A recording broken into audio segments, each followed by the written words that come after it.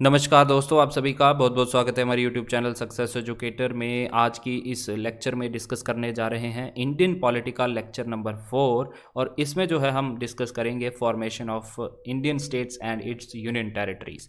तो कैसे कैसे हमारे राज्य और केंद्र शासित प्रदेश जो हैं बने थे वो हम डिस्कस करने वाले हैं। काफ़ी इंपॉर्टेंट सेशन रहेगा। यहाँ में जो भी मैं आपको पढ़ाऊँगा दोस्तों, ये जो है एम लक्ष्मीकांत से सोर्सेस लिए गए हैं। और आप जानते हैं कि एम लक्ष्मीकांत से ऊपर पॉलिटी की कोई भी किताब नहीं है। यूपीएससी वाले स्टूडेंट जो हैं इसको फॉलो करते हैं। तो मैं चाहता हूं कि आप लोगों को जो है इसके बारे में नॉलेज रहेगी, हमारी स्टेट्स कैसे बनी थी, राइट। तो इससे भी क्वेश्चन पूछे जा सकते हैं। पीडीएफ के लिए आप ज्वाइन कर सकते हो Telegram, link will be in the description दोस्तों। एंड आप जो है सब्सक्राइब कर लीजिएगा और बेल आइकन जरूर दबाइएगा, जिसके थ्रू आपके फ़ोन तक जो है नोटिफिकेशन पहुंचती हैं। दोस्तों प्लीज़ वीडियो को लाइक ज़रूर करिए अगर आपको लगता है कि हमारे लिए ये जो है नॉलेजफुल है, कंटेंट जो है ये नॉलेजफुल है, आपको जो है यहाँ पे मदद मिलेगी। तो आप ज़रूर जो है इसे लाइक करें, कमेंट कर दीजिएगा आपके जो भी कोई सजेशंस होंगे और शेयर करते रहिए अपने दोस्तों के साथ। तो चलिए स्टार्ट करते हैं दोस्तों। देखिए, इंडिपेंडेंस के समय में भारत जो है दो कैटेगरी में डिवाइड था दोस्तों। एक तो है आपकी ब्रिटिश प्रोविंसेस जो कि डायरेक्ट ब्रिटिश के कंट्रोल में थे, ब्रिटिश गवर्नमेंट के कंट्रोल में हुआ करते थे, और दूसरे जो थे हमारे प्रिंसली स्टेट्स हुआ करती थी दोस्तों। तो एक क्या हो गया आपका ब्रिटिश प्रोविंस हुआ करते थे, दूसरी जो है आपकी प्रिंसली स्टेट्स हुआ करती थी। यहाँ पे देखिए आप दोस्तों, ब्रिटिश इंडिया ये येलो वाला पार्ट है और यहाँ पे प्रिंसली स्टेट्स का देखिए, ये प्रिंसली स्टेट्स के अंदर आता है। अब देखो जो पार्ट जो आपका ब्रिटिश प्रोविंसेस हुआ करते थे ये डायरेक्ट ब्रिटिश के कंट्रोल में थे, और प्रिंसली स्टेट्स में जो है राजे रजवाड़े हुआ करते थे जो कि ब्रिटिश क्राउन के अंडर काम करते थे, राइट। तो इंडिपेंडेंस एक्ट जब लागू होता है 1947 का, उसके बाद हमें मालूम है कि दो नए नेशन बन गए थे, सेपरेट डोमिनियन बन गई थी, इंडिया और पाकिस्तान। ओके, लेकिन प्रिंसली स्टेट्स के पास एक ऑप्शन दिया गया दोस्तों कि आप जो है या तो इंडिया को ज्वाइन कर लीजिए, या तो पाकिस्तान को ज्वाइन कर लीजिए, या फिर आप इंडिपेंडेंट भी रह सकते हैं। तो इंडिया की बाउंड्री के अंदर 552 प्रिंसली स्टेट्स थी दोस्तों।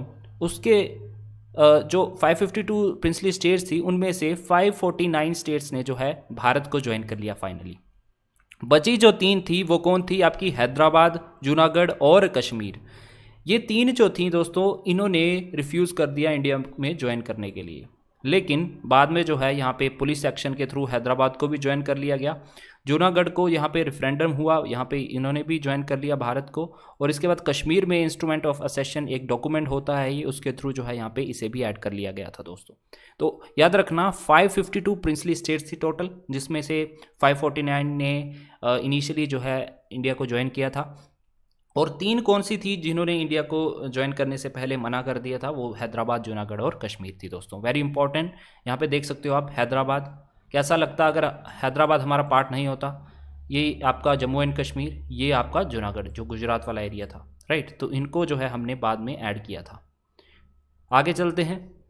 अब 1950 में कॉन्स्टिट्यूशन में जो है 4 फोल्ड क्लासिफिकेशन में जो है यहाँ पे स्टेट्स को डिवाइड किया गया, टेरिटरीज को डिवाइड किया गया। कौन कौन सी, part A, part B, part C and part D.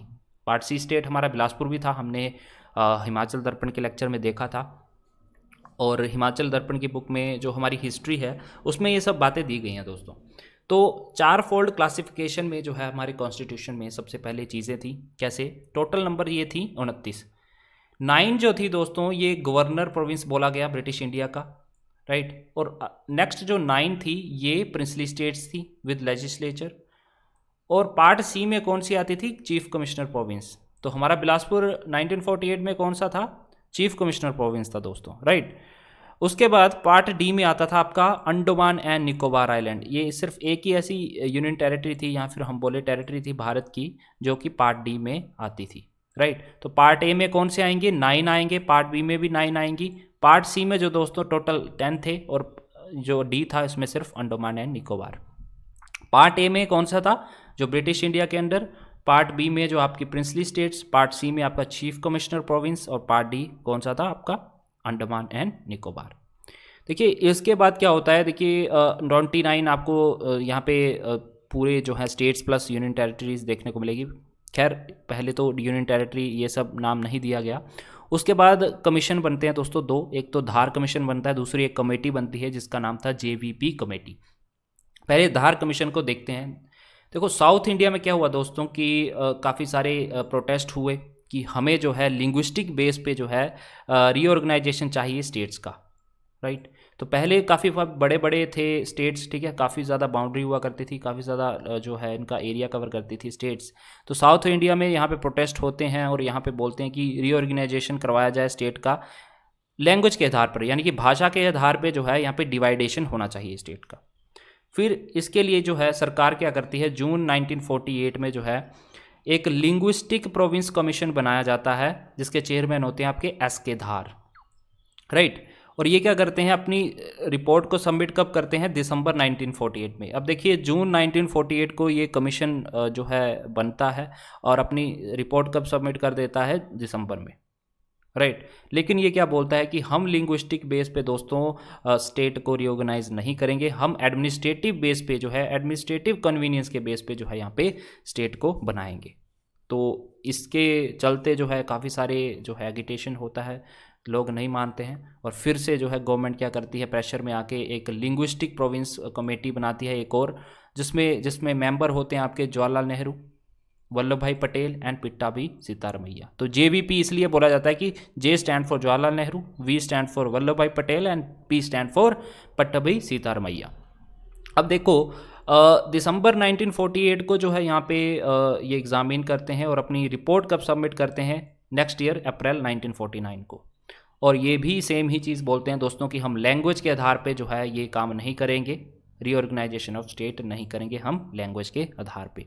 फिर एगिटेशन काफ़ी ज़्यादा होते हैं। अब देखिए मैंने आपको बताया था कि part A, part B, part C, part D में कैसे स्टेट डिवाइड थी। पार्ट ए पे आप नज़र डाल सकते हो कि कौन कौन सी आती थी। असम आता था आपका, बिहार आपका, बॉम्बे आता था, मध्य प्रदेश आता था, मद्रास, उड़ीसा, पंजाब, यूनाइटेड प्रोविंस जिसको आप यूपी बोलते हो आज के समय में, वेस्ट बंगाल। और पार्ट बी में कौन से आते थे, प्रिंसली स्टेट जैसे कि हैदराबाद, जम्मू एंड कश्मीर, ये मध्य प्रदेश, मैसूर, राइट, और आपका ये पटियाला, पेप्सू बोला जाता है जिसे, ठीक है, और राजस्थान, सौराष्ट्र, ट्रवनकोर, कोचीन, विंध्य प्रदेश। पार्ट सी में देखिए अजमेर, भोपाल, ये हमारा हिमाचल प्रदेश का, बिलासपुर, कूच बिहार, कुर्ग, दिल्ली, हिमाचल प्रदेश, और कच्छ मणिपुर और त्रिपुरा। तो पार्ट डी में सिर्फ एक ही था, अंडमान एंड निकोबार। तो देखिए दोस्तों काफ़ी ज़्यादा प्रेशर होने के कारण जो है फाइनली क्या होता है, अक्टूबर 1953 में गवर्नमेंट ऑफ इंडिया क्या करती है, एक सेपरेट स्टेट बनाती है दोस्तों लैंग्वेज के आधार पे। काफ़ी ज़्यादा जो है प्रेशर गवर्नमेंट पे था, तो ये अक्टूबर 1953 में क्या करते हैं, एक आंध्र प्रदेश स्टेट का गठन करते हैं। तो क्वेश्चन ये पूछा जाता है दोस्तों कि सबसे पहला स्टेट कौन सा था जो कि लैंग्वेज के आधार पे बना था। तो याद रखना Andhra Pradesh was that state. Andhra Pradesh बना था अक्टूबर 1953 को, सबसे पहले याद रखिएगा। और ये कैसे बना था, मद्रास स्टेट को काट के दोस्तों। मद्रास जो है आपका जो तमिलनाडु वाला एरिया है उसको पहले मद्रास बोला जाता था। तो मद्रास स्टेट को जो है यहाँ पे तेलुगु स्पीकिंग पीपल को अलग किया गया यहाँ से, राइट। तेलुगु वालों को तमिल वालों से अलग किया गया, तेलुगु वालों को बना दिया गया आंध्र प्रदेश। आई होप आपको समझ आ रही हैं चीज़ें। मद्रास को काट के दोस्तों आंध्र प्रदेश बना था, जो कि तेलुगु स्पीकिंग लोग थे उनको अलग किया गया, ओके। और इसके पीछे जो है यहाँ पे पोट्टी श्रीरामुलु इनका नाम है, यहाँ पे इनका भी हाथ था। इन्होंने 50 डे जो है यहाँ पे हंगर स्ट्राइक की थी और इनके बीच में इनकी डेथ भी हो चुकी थी, राइट। फिर इसके बाद दोस्तों एक और कमीशन बनता है, फजल अली कमीशन। तो याद रखना सबसे पहले एस के धार कमीशन बना था, जिसने बोला था कि हम लैंग्वेज के आधार पे बिल्कुल भी नहीं बनाएंगे, हम एडमिनिस्ट्रेटिव पर्पज से जो है रीऑर्गेनाइजेशन करेंगे स्टेट्स का। उसके बाद क्या बनता है, जेवीपी कमेटी बनती है। फिर आता है आपका फजल अली, राइट। तो फजल अली से पहले ही जो है आपकी जो आपका आंध्र स्टेट बना दिया गया, ओके। अब आंध्र प्रदेश स्टेट बनता है तो बाकी जगहों पे भी डिमांड होती है कि भाई हमें भी लैंग्वेजेस बेस पे अलग किया जाए स्टेट, हमारी भी स्टेट अलग बनाई जाए, राइट। फिर गवर्नमेंट पे प्रेशर, और फिर क्या करती है, दिसंबर 1953 में दोस्तों 3 मेंबर स्टेट रीऑर्गेनाइजेशन कमीशन बिठाया जाता है, ओके। और इसमें जो है यहाँ पे मेंबर्स कौन कौन होते हैं, एक तो फाजिल अली जो चेयरमैन होते हैं, राइट, फाजिल अली। दूसरे जो 2 होते हैं ये KM पनिक्कर और HN कुंजरू। तो नाम याद रखिएगा दोस्तों, ये आपके जो शिमला बोर्ड के एग्जामिनेशन होते हैं, चाहे वो नायब तहसीलदार का जो भी एग्जामिनेशन है, तो उसमें ये चीज़ें पूछी जाती हैं। तो मेंबर कौन थे, KM पनिक्कर और HN कुंजरू और फाजिल अली। ओके, और ये अपनी रिपोर्ट कब सबमिट करते हैं? सितंबर 1955। देखिए दिसंबर 1953 में ये कमीशन बनता है और 2 साल बाद लगभग जो है आप देख सकते हो सितंबर 1955 में अपनी रिपोर्ट सबमिट करते हैं। ओके, और ये एक्सेप्ट कर लेते हैं दोस्तों कि लैंग्वेज के बेस पे हम स्टेट बनाएंगे, ठीक है, रिओर्गेनाइजेशन ऑफ स्टेट करेंगे, but it rejected the theory of one language one state. ये बिल्कुल रिजेक्ट कर देते हैं कि एक लैंग्वेज पे एक स्टेट बनेगी। लैंग्वेज के बेसिस पे ये मान तो गए थे, लेकिन ऐसा नहीं कि एक ही लैंग्वेज है तो उसकी स्टेट अलग ही बनेगी, राइट। तो इसमें कन्फ्यूज़न नहीं होना चाहिए। ओके, तो ये जो करते हैं ये हमारी भारत की यूनिटी के लिए करते हैं, क्योंकि अलग अलग भाषा के आधार पे अगर अब स्टेट बनाने लगे तो कितनी सारी स्टेट्स आपकी बन जाएंगी। ओके, तो ये आप देख सकते हो। बाद में देखिए इनके जो कंसिडरेशंस थी, इनके फैक्टर्स जो थे जिनको बेसिस मान के इन्होंने रीऑर्गेनाइजेशन किया स्टेट्स का, वो थे preservation and strengthening of the unity and security of the country. सबसे पहले इन्होंने यूनिटी के बारे में सोचा और भारत की सिक्योरिटी के बारे में सोचा। उसके बाद लैंग्विस्टिक और कल्चरल कैसा है, उसकी होमोजेनिटी होनी चाहिए, राइट। उसके बेसिस पे फाइनेंशियल, इकोनॉमिक और एडमिनिस्ट्रेटिव कंसिडरेशन भी होनी चाहिए, यानी कि एडमिनिस्ट्रेशन वहाँ पे करना आसान हो, और फाइनेंशियल इकोनॉमिक कंडीशंस कैसी रहेंगी वो देखा। प्लानिंग और promotion of welfare of people के वेलफेयर के बारे में सोचा दोस्तों। तो इस तरह से जो है यहाँ पे आप देखेंगे फाजिल अली कमीशन ने क्या इसके जो है रिकमेंडेशन क्या दी, 16 स्टेट बनाना और 3 यूनियन टेरिटरी बनाना। लेकिन फाइनली क्या हुआ, कितनी बनी थी? 14 स्टेट बनी थी दोस्तों, और 6 आपकी जो है यहाँ पे यूनियन टेरिटरी बनी थी। आप देख सकते हो 1956 स्टेट रीऑर्गेनाइजेशन एक्ट के बाद जो है कितनी स्टेट बनी थी? 14 स्टेट बनी थी और 6 यूनियन टेरिटरी बनी थी। तो ये आप यहाँ पे नाम आप देख सकते हो, आंध्रा, असम, बिहार, जो आपका Bombay, Jammu and Kashmir, Kerala, Madhya Pradesh, Madras, Mysore, Orissa, Punjab, Rajasthan, Uttar Pradesh and West Bengal. और यूनियन टेरिटरी आपकी अंडमान निकोबार, दिल्ली, हिमाचल प्रदेश, लक्षद्वीप, मिनिकॉय और एमएनडीवी आइलैंड, इनको बाद में जोड़ के लक्षद्वीप बना दिया गया था, ये आपको मैं बाद में बताऊंगा, मणिपुर और त्रिपुरा। तो ये 6 आपकी यूनियन टेरिटरी हो गई और ये 14 आपकी स्टेट्स हो गई। तो इस तरह से आपका फॉर्मेशन होता है दोस्तों। तो मैंने आपको बताया अभी कि इनकी रिकमेंडेशन क्या थी, फाजिल अली कमीशन की, 16 स्टेट बनाना और 3 जो है सेंट्रली एडमिनिस्ट्रेड यूनियन टेरिटरी बनाना। लेकिन मॉडिफिकेशन करके क्या हुआ था, 14 स्टेट बनी थी और 6 यूनियन टेरिटरी बनी थी, राइट। और 7th कॉन्स्टिट्यूशन अमेंडमेंट भी जो है 1956 में वो था, ये भी आप याद रखिएगा। इसमें क्या हुआ कि पार्ट A, B और C इनको अबॉलिश कर दिया गया दोस्तों, और पार्ट D को भी अबॉलिश कर दिया गया। जो आपके 4-fold क्लासिफिकेशन थी इसको जो है नलीफाई कर दिया गया, और बाद में जो है 1 नवंबर 1956 को, डेट याद रखिएगा, वेरी इंपॉर्टेंट, हमारी 14 स्टेट बनती हैं और 6 यूनियन टेरिटरी बनती हैं। डेट जरूर याद रखना, 1 नवंबर 1956 में। आगे चलिए, यहाँ पे आर्टिकल 3 मैंने गलती से लिख दिया है, राइट। तो यहाँ पे आप देख सकते हो स्टेट रीऑर्गेनाइजेशन एक्ट 1956 के बाद में जो है केरला एक नया स्टेट बना। कैसे? ट्रेवनकोर और कोचीन स्टेट को मर्ज करके, ओके। और मद्रास की मलाबार डिस्ट्रिक्ट इसमें कवर होती है, और साउथ कैनरा, ये जो आपका कर्नाटक वाला पार्ट था, दक्षिणा कन्नड़ा भी इसे बोला जाता है, तो यहाँ से जो है आपका केरला स्टेट बना था। इसके बाद तेलुगु स्पीकिंग एरिया जो थे हैदराबाद स्टेट से, हैदराबाद स्टेट देखिए आप कितनी बड़ी थी, मैं आपको बताता हूँ। यहाँ पे आप देखिए, तो ये देखिए ये हैदराबाद वाला एरिया, तो यहाँ से भी जो है यहाँ पे अभी के समय में ये आंध्र प्रदेश बोला जाता है और तेलंगाना बोला जाता है। तो यहाँ से जो तेलुगु स्पीकिंग लोग थे, ठीक है, इनको ऐड किया गया और इसको जो है यहाँ पे आंध्र प्रदेश स्टेट बनाया गया। तो आंध्र प्रदेश तो पहले का बन चुका था 1953 में, जिसमें हमने मद्रास की जो है कुछ एरिया देखा था। फिर जो आपका हैदराबाद स्टेट था इसको भी मर्ज कर दिया गया, इसको भी आंध्र प्रदेश जो है स्टेट नाम दे दिया गया। फिर बाद में जो है आपका मध्य भारत स्टेट और विंध्य प्रदेश को जो है आपस में मिला के जो है, और भोपाल स्टेट को मिला के मध्य प्रदेश स्टेट बना दी गई, राइट। इसके बाद सौराष्ट्र और कच्छ वाले एरिए को जो है आपस में मिला के बॉम्बे स्टेट बना दी गई, राइट। इसके बाद कूर्ग स्टेट को जो है मैसूर के साथ मिला दिया गया, मैसूर स्टेट बन गई। और पटियाला और ईस्ट पंजाब स्टेट यूनियन, जिसको हम पैप्सू भी बोलते हैं, उसको मिला के जो है हमने पंजाब स्टेट बना दी थी। और ये कैसे बनी थी ये सब आगे देखेंगे हम। अजमेर को बोल दिया गया बाद में राजस्थान स्टेट। फिर बाद में जो है आपका एक यूनियन टेरिटरी बनती है लक्षद्वीप, मिनिकॉय और एमएनडीवी आइलैंड्स की, किसको काट के, मदर स्टेट को काट के, जो कि अभी के समय में लक्षद्वीप जिसे हम बोलते हैं दोस्तों। तो ये कैसे बनी थी धीरे धीरे हम देखते हैं। 1956 तक की हमने देख ली कैसे कैसे 14 स्टेट बनी और 6 यूनियन टेरिटरी बनी। अब इसके बाद की जो कैसे बनती है वो हम देखेंगे दोस्तों। अब देखिए 1956 में कैसे जो है स्टेट्स बनती हैं। सबसे पहले बनती है दोस्तों, इसको बोला जाता था पहले बॉम्बे, ठीक है, जो बॉम्बे बोला जाता था। बॉम्बे कैसे, 1956 में क्या होता है कि जो आपका बॉम्बे वाला एरिया है ये डिवाइड हो जाता है महाराष्ट्र और गुजरात में। तो जो मराठी पीपल थे उनके लिए महाराष्ट्र बना दिया गया और गुजराती पीपल के लिए गुजरात बना दिया गया दोस्तों। और गुजरात जो था हमारा 15वां स्टेट था दोस्तों, याद रखिएगा। 14 स्टेट ऑलरेडी ऑर्गेनाइजेशन के थ्रू बना दिए गए थे, रीऑर्गेनाइजेशन के थ्रू। 15th स्टेट आपका बनता है गुजरात, किसको अलग करके, बॉम्बे से अलग होके। बॉम्बे को बोल दिया गया महाराष्ट्र और गुजरात को अलग कर दिया गया 15th स्टेट, राइट। और डेट जरूर याद रखना, डेट भी काफ़ी इंपॉर्टेंट है, 1960 में इस तरह से ये अलग होते हैं। इसके बाद दादर और नागर हवेली जो कि एक यूनियन टेरिटरी है, ये पुर्तगीज़ के कंट्रोल में हुआ करती थी गाइस पहले, जो कि 1954 में भारत के कब्जे में आ जाती है। और यहाँ पे एडमिनिस्ट्रेशन जो है 1961 तक चलता रहता है ऐसे ही।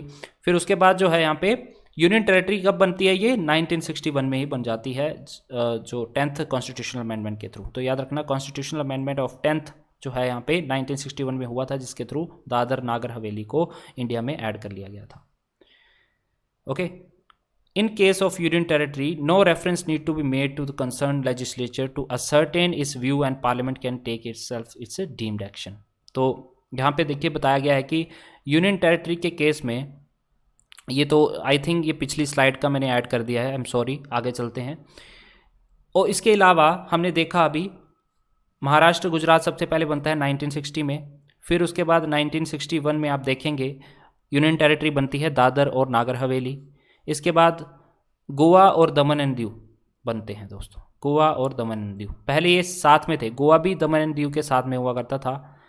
India acquired these 3 territories from Portuguese दोस्तों, ये भी पुर्तगीज के अंदर हुआ करती थी, राइट। और यहाँ पे भी पुलिस एक्शन के थ्रू 1961 में इसे एक्वायर कर लिया गया, ओके।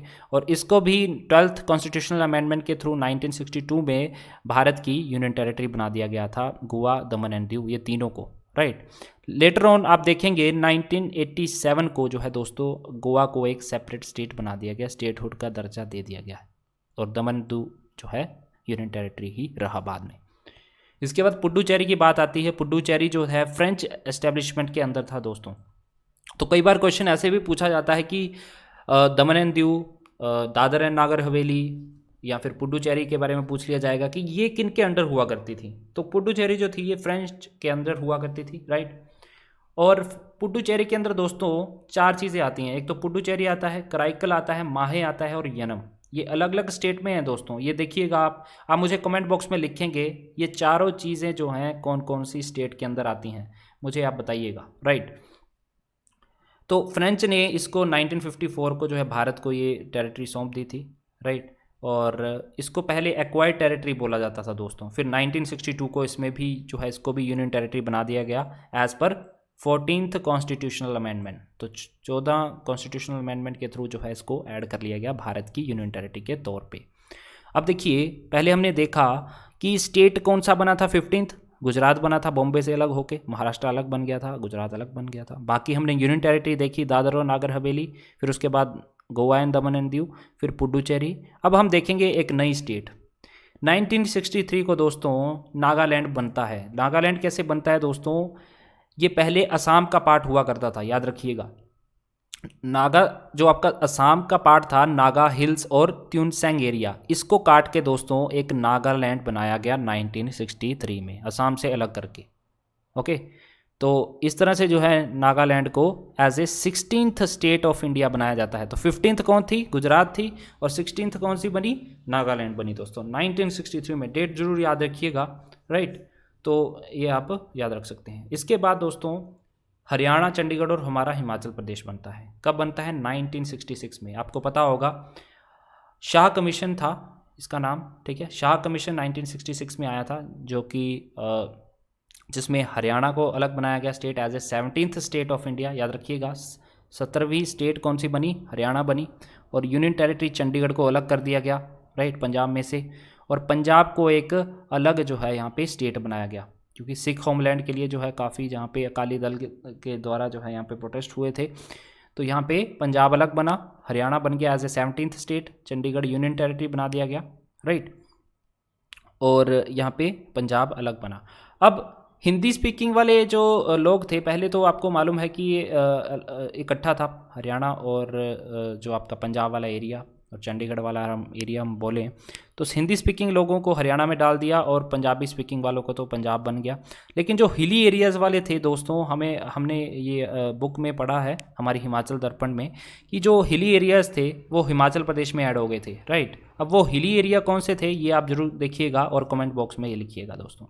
1971 में जो है यहाँ पे जो आपकी यूनियन टेरिटरी थी हिमाचल प्रदेश को, ये हमारा स्टेटहुड मिल गया एज एट 18th स्टेट बन गया ये फिर हमारा हिमाचल प्रदेश का, ठीक है, 1971 में, तो ये आपको मालूम होगा। इसके बाद मणिपुर, अब देखिए 16th स्टेट कौन बना था, नागालैंड बना था, 17th कौन बना, हरियाणा बना, 18th कौन बना, हिमाचल प्रदेश बना। तो इस तरह से आप याद रखिएगा क्रोनोलॉजिकली। इसके बाद बनते हैं मणिपुर, त्रिपुरा और मेघालय। 1972 में यहाँ पे देखिएगा, तो देखिए 1972 में आपको काफ़ी ज़्यादा चेंजेस देखने को मिलेंगे नॉर्थ ईस्ट इंडिया में। नॉर्थ ईस्ट इंडिया में दोस्तों आपका मणिपुर और त्रिपुरा जो कि पहले यूनियन टेरिटरी हुआ करती थी, इसको स्टेट बना दिया गया। और मेघालय जो थी दोस्तों ये सब स्टेट थी, किसकी, असम की, और इसको भी स्टेटहुड दे दिया गया, राइट। तो इसके अलावा दो यूनियन टेरिटरी थी जो कि आपकी मिजोरम और अरुणाचल प्रदेश, ये भी नहीं बनी, जो कि पहले इसको हम नेफा बोलते थे, नॉर्थ ईस्ट फ्रंटियर एजेंसी। ये भी क्वेश्चन पूछा जाता है कि नेफा के अंदर कौन सी स्टेट आती थी, मिजोरम और अरुणाचल प्रदेश। दोस्तों याद रखिएगा, मिजोरम और अरुणाचल जो है यहाँ पे नेफा के अंदर आती थी, जो कि बाद में यूनियन टेरिटरी बना दी गई दो अलग करके। और मणिपुर, त्रिपुरा और मेघालय को पूरी स्टेट का दर्जा दे दिया गया। मेघालय याद रखना पहले सब स्टेट थी, ऑटोनॉमस सब स्टेट थी, किसकी, असम की। तो मणिपुर, अब ये जो तीन जो बनती हैं स्टेट बनती हैं, तो हमारी संख्या क्या हो जाती है, 21 हो जाती है। कैसे, 18 तक हमने देखा था कि हिमाचल प्रदेश 18th बना था, फिर 19th मणिपुर बनता है, 20th त्रिपुरा बनता है और 21 जो है मेघालय बन जाता है, राइट। और मेघालय जो था 22 कॉन्स्टिट्यूशनल अमेंडमेंट के थ्रू दोस्तों एज ए ऑटोनोमस स्टेट सब स्टेट बनाया गया था असम का, राइट। लेकिन इसमें क्या था कि इनका अलग लेजिस्लेचर होता था और काउंसिल ऑफ मिनिस्टर भी अलग हुआ करते थे। लेकिन यहाँ के मेघालय के पीपल जो आदमी थे, ठीक है, जो भी इनके नागरिक थे, वो चाहते थे कि हम भारत में ऐड हों। फिर बाद में जो है यहाँ पे मिजोरम और अरुणाचल प्रदेश को भी as a territory of Assam से अलग किया गया, राइट, और मेघालय को भी स्टेट का दर्जा दे दिया गया। इसके बाद बनता है सिक्किम। सिक्किम 1947 तक जो है, Sikkim was Indian princely state ruled by Chogyal dynasty. तो चोग्याल डायनेस्टी कहाँ पे देखने को मिलेगी आपको, सिक्किम में। तो इंडियन प्रिंसली स्टेट हुआ करती थी दोस्तों 1947 के तरफ। फिर उसके बाद जब ब्रिटिशर्स चले गए, ब्रिटिश पैरामाउंसी जो है लैप्स हो गई, उसके बाद जो है ये सिक्किम जो था एक प्रोटेक्टोरेट स्टेट बना इंडिया का, इंटीग्रल पार्ट नहीं था तब तक, ये प्रोटेक्टोरेट स्टेट बना इंडिया का। और इसके बाद में दोस्तों प्रोटेक्टोरेट स्टेट में क्या होता है कि जो इसके डिफेंस, एक्सटर्नल अफेयर्स और कम्युनिकेशंस जो सिस्टम रहता है सिक्किम का, वो भारतीय गवर्नमेंट के अंडर था। लेकिन सिक्किम चाहता था कि हम यहाँ पे भारत में ऐड हों। फिर उसके बाद 35th कॉन्स्टिट्यूशनल अमेंडमेंट होता है 1974 को, राइट। तो इसके बाद जो है ये as a Indian state add कर दिया जाता है। ये इंडियन स्टेट कैसे ऐड होता है, पहले तो 35th कॉन्स्टिट्यूशनल अमेंडमेंट होता है, तो इसके थ्रू जो है इसको हम एसोसिएट स्टेट बनाते हैं। याद रखना 35th कॉन्स्टिट्यूशनल अमेंडमेंट के थ्रू जो हम इसे एसोसिएट स्टेट बनाते हैं भारत यूनियन का। इसके बाद जो अगला कॉन्स्टिट्यूशन अमेंडमेंट होता है 36th, ये याद रखना, ये पूछा गया है क्वेश्चन। 36th कॉन्स्टिट्यूशनल अमेंडमेंट के थ्रू सिक्किम को हमने अपना पार्ट बनाया था, याद रखना। फुल फ्लैश स्टेट का दर्जा दे दिया गया सिक्किम को एज ए 22nd स्टेट, ठीक है। 22nd स्टेट कौन सा बनता है, सिक्किम बनता है 36th कॉन्स्टिट्यूशनल अमेंडमेंट के थ्रू दोस्तों, ये याद रखना, बिल्कुल इंपॉर्टेंट है। यहाँ पे भी रेफरेंडम हुआ था, राइट। चलिए आगे चलते हैं। इसके बाद मिजोरम, अरुणाचल प्रदेश और गोवा बनते हैं।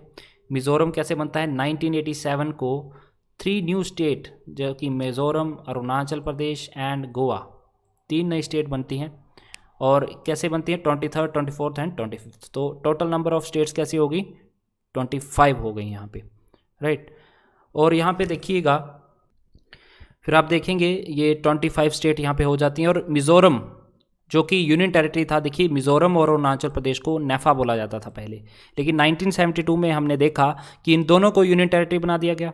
फिर बाद में क्या होता है, 1986 में मिज़ोरम पीस अकॉर्ड साइन होता है दोस्तों। भारतीय गवर्नमेंट और इनके एक नेशनल पार्टी थी जो मिज़ो नेशनल फ्रंट, ठीक है। तो इन दोनों पार्टीज़ के बीच में जो है यहाँ पे मिज़ोरम पीस अकॉर्ड के तहत 1986 को जो कि साइन हुआ था, भारत की फुल फ्लेज स्टेट बना दी जाती हैं दोस्तों, ठीक है, मिज़ोरम। इसके बाद जो अरुणाचल प्रदेश था जो कि पहले यूनियन टेरिटरी था 1972 में, इसको भी जो है यहाँ पे एज ए स्टेट का दर्जा दे दिया जाता है, राइट। फिर उसके बाद जो है गोवा को भी एक नई स्टेट बना दिया जाता है, किससे अलग करके, गोवा दमन एंड दीव से अलग करके, राइट, ठीक है।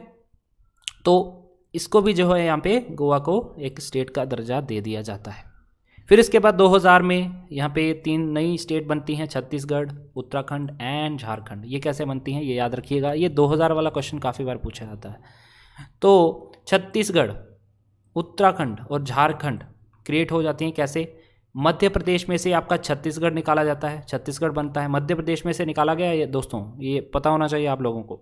उत्तर प्रदेश से निकाल के हमने बनाया उत्तराखंड, बिहार से निकाल के बनाया हमने झारखंड दोस्तों।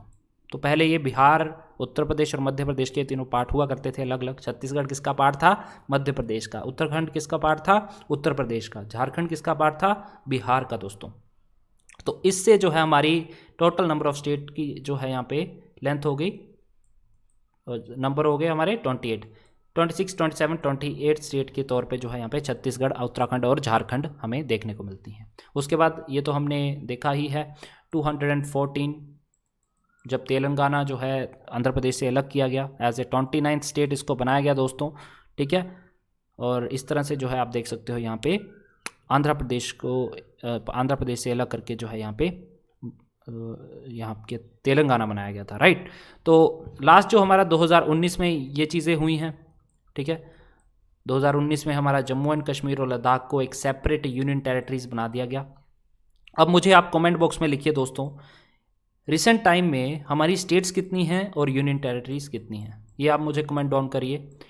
देखिए जम्मू एंड कश्मीर के अंदर पहले कारगिल और लेह वाला एरिया जो आया करता था, वो अब हम लद्दाख के अंदर देखते हैं दोस्तों। तो कारगिल और लेह जो है हमारा किसके अंडर है, लद्दाख के अंडर है दोस्तों, राइट।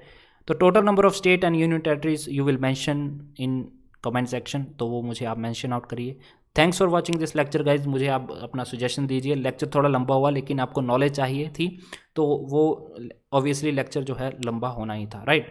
तो आई होप आपको लेक्चर अच्छा लगे। तो लेक्चर अच्छा लगेगा तो लाइक ज़रूर कीजिएगा दोस्तों। मिलते हैं नेक्स्ट लेक्चर में, तब तक के लिए जय हिंद।